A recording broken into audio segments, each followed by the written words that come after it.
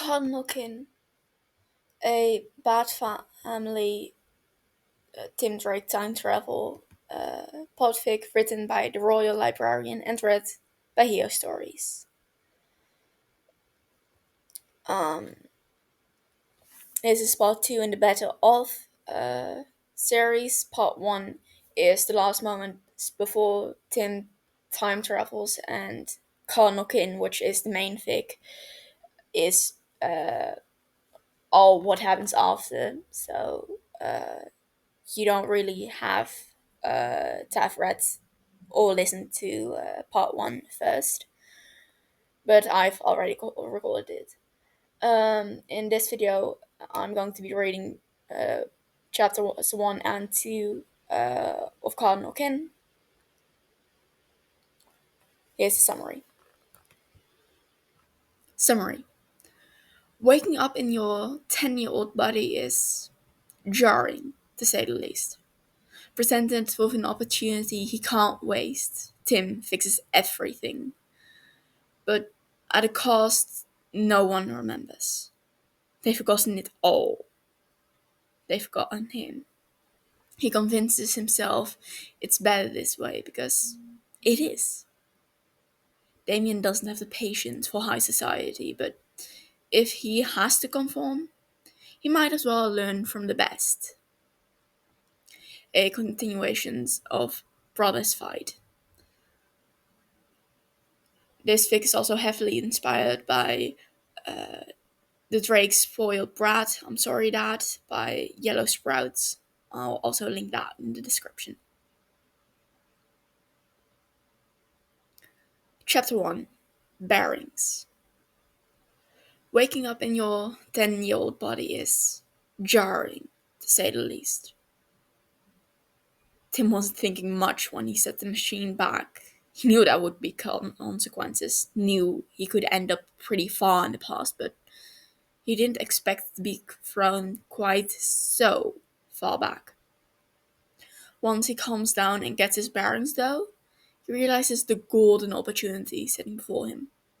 There's no way back. Tim is stuck here now, for better or worse. And he has the ability to do so much good. He may only have the body of his 10-year-old self, but his mind is sharp as ever. He can't do much physically, not yet anyway, but with his knowledge, he could fix things. Not just that, but everything. He could fix everything. So he does.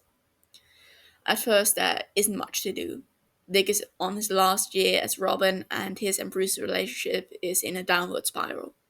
Tim's not touching that with a 12-foot pole. He wants things to be better for his family, but he can't exactly interfere with their personal relationships. Jason won't be taken in by Bruce for another year, so in the meantime, Tim uses his ample free time to solve some cold cases. It's a bit frustrating at times. Technology isn't as advanced as Tim is used to, but he manages. Some of the cases are familiar, cases he solved years in the future. Others are brand new to him, like the case Batman eventually got around to addressing before Tim became Robin. In the beginning, he sends the information he gathers to the GCPD in the form of anonymous tips, but he knows they will get suspicious over time. He starts building his own network, making it as tight and unbreakable as he can with current advancements. From then on, he sends his information straight to the GCPD through their private grid. With time, he builds his own tech and switches it out with the old stuff until he's sure not even Batman could break through his walls. He does his best to stay off Batman's radar in the beginning, but with his coming plans, he knows it's only a matter of time, so he tries to make a good impression on Gordon and the GCPD. It helps that the tips he gives them are always correct. Gordon comes to expect the messages and trust him as much as he can trust a nameless, faceless person. The police take to calling him the hacker within their precinct. Tim hates the name. It's boring, derivative, but he doesn't have anything better yet. Barbara finds out about him through her father, and from then on, Tim is meticulous. He still sends his information, but he leaves nothing behind. Not a trace of his presence to be found on GCPD tech. No way for the future Oracle to track him down. Barbara is still Batgirl in this timeline, and with the extremely competent with tech, she has yet to reach the expertise she did after the accident. Tim uses the time it gives him to sharpen his skills to a point. He won't be discovered. Too much is at stake. He spends the next 2 years like that, gaining more trust with every case he helps solve.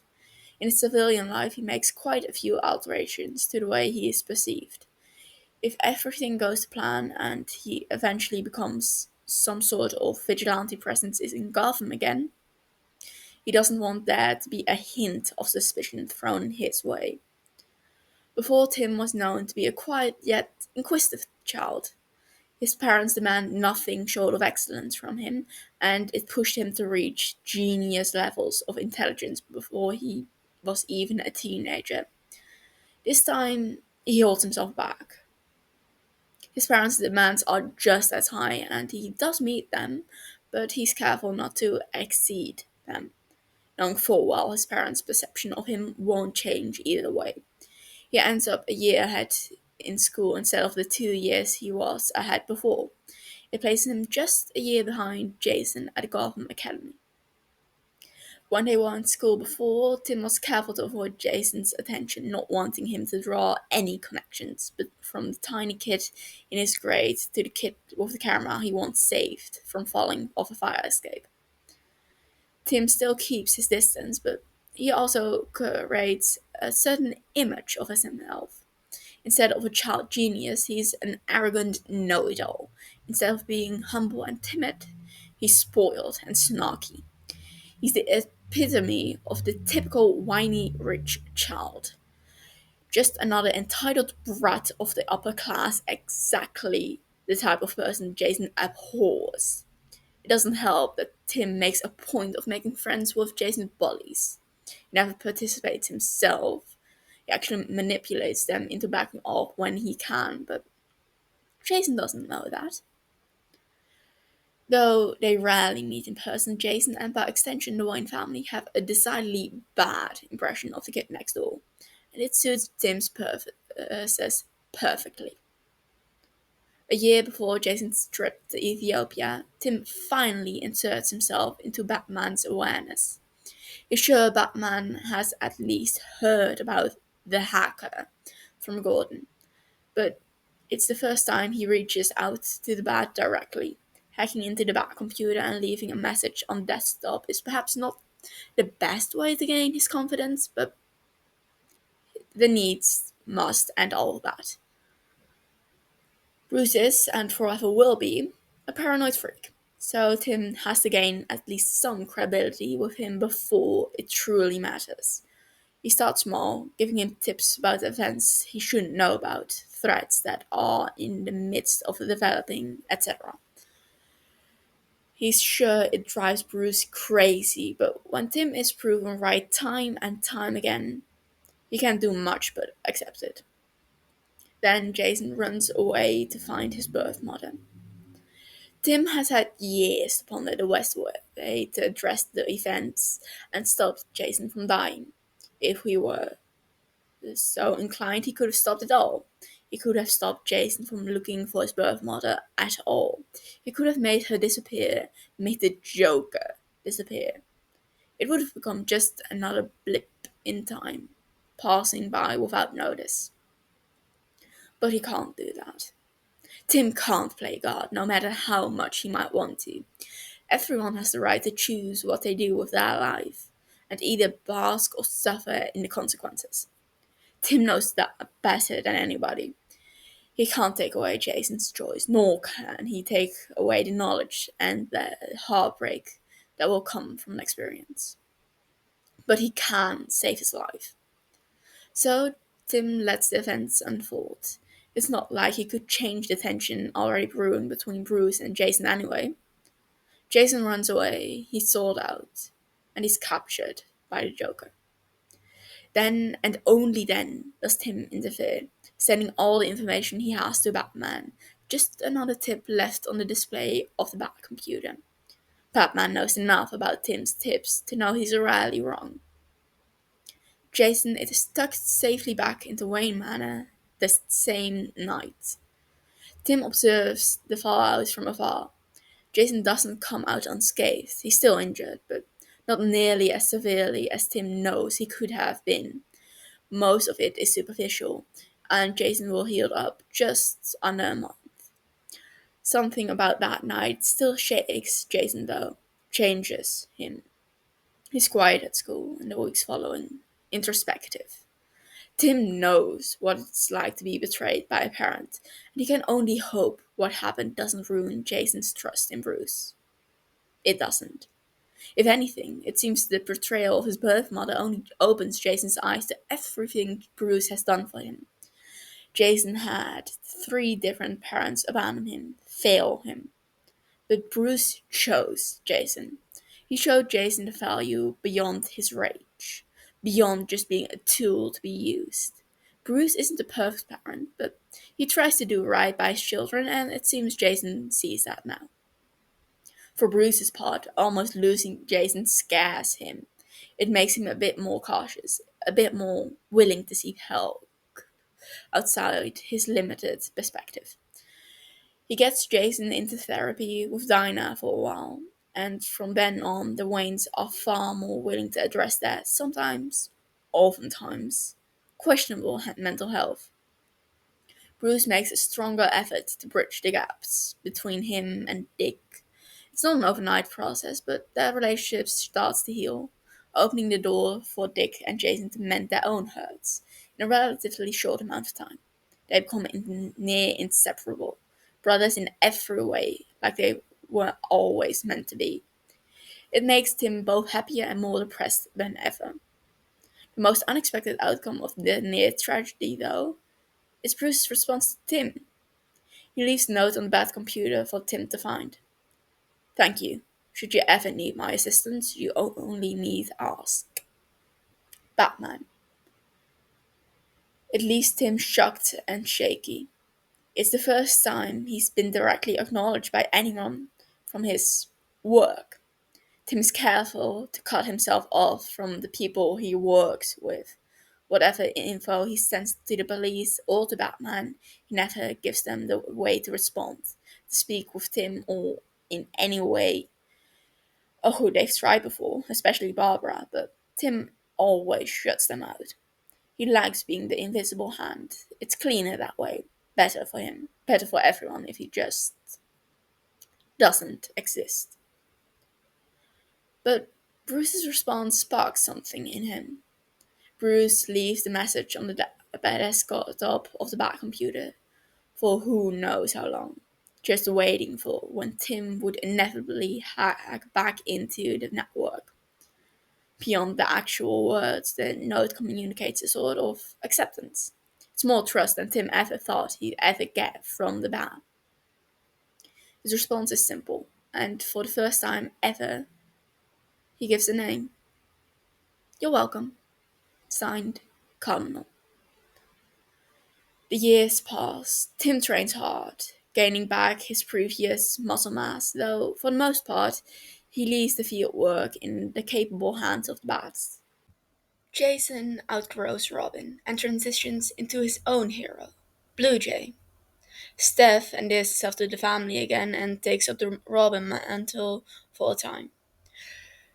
Through it all, Cardinal follows their every move from the shadows, never seen or heard from except through the occasional digital message he sends. They never invite Cardinal into their own investigations, but they don't turn down the offered information either.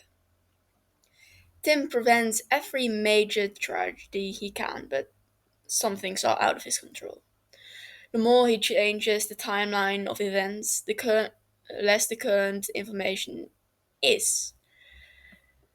He warns Batman that the Joker has plans to target Barbara Gordon, the Commissioner's daughter, not Batgirl. But Things have changed so much. He can't predict when or where it will happen. And so, despite his efforts, Barbara is still injured. The injury is slightly less severe than it was the first time, but it still takes Batgirl out of action. Within months, Oracle is born once again. As a sort of welcome back gift, Cardinal sends her a note asking if she'd be interested in more open lines of communication.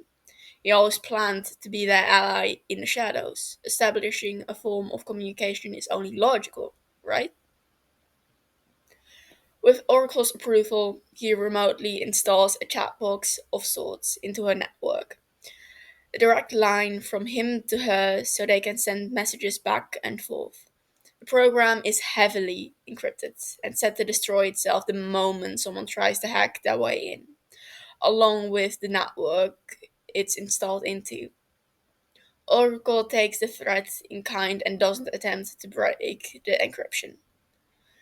One of the first things Oracle asks him is why he's setting up this system with her, of all people. Why not the GCPD? Why not Batman? He simply responds that it's the most practical. And it is. Oracle has eyes and ears everywhere in the city. She's the guard at the watchtower. Well, clock tower. Though, if Tim is being honest with himself, having any sort of communication with his past family is just too painful. But he knows how important it is for them to have open lines with each other so neither party oversteps. Barbara is his compromise. Tim keeps track of his other would be siblings. He finds Cass and Duke and makes sure they are all safe. He helps them where he can and keeps an eye on their path, carefully nudging them towards their inevitable adoption at the hands of Bruce Wayne. And then there's Damien. Tim isn't about to let Damien suffer in the hands of Raz and the League longer than he has to, though he'd rather avoid putting himself on Raz's radar.